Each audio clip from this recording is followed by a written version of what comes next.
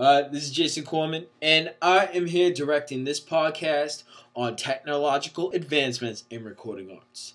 And I would like to shed some light on some questions or some insight or some, I don't know, just toss around some ideas. I have a couple ideas that I'd like to present, seeing as how I have to do the podcast. So I'd like to start with a couple. The first person I would like to throw under the bus is Thomas Edison. Thomas Edison was born February 11th, 1847, and he lived till about October 18th, 1931. That's not about, that's an exact date.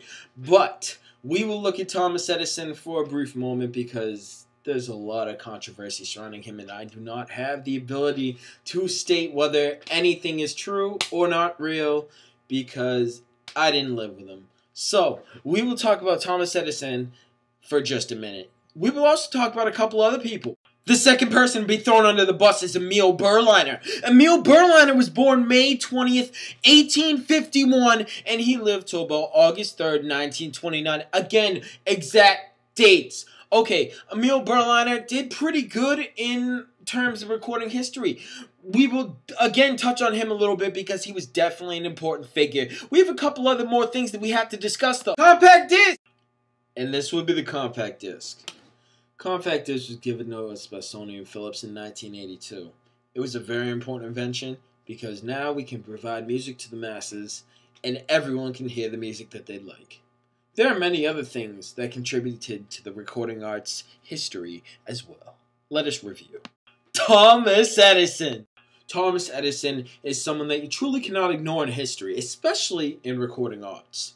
Now, the main reason that I feel Thomas Edison had so much influence upon the recording industry is because of his personality. Regardless of the fact that he was devious, and regardless of the fact that he may have done bad things and stole other people's inventions, who knows if those inventions would even jumped off if it wasn't for his big name pushing them.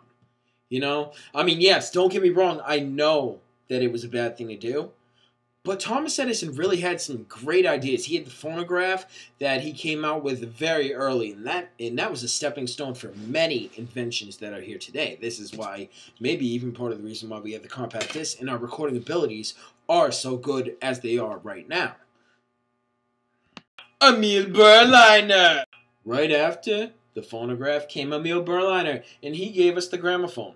Now, the two differences between the two different recording devices were as follows. The phonograph could only hold 2 minutes max, okay?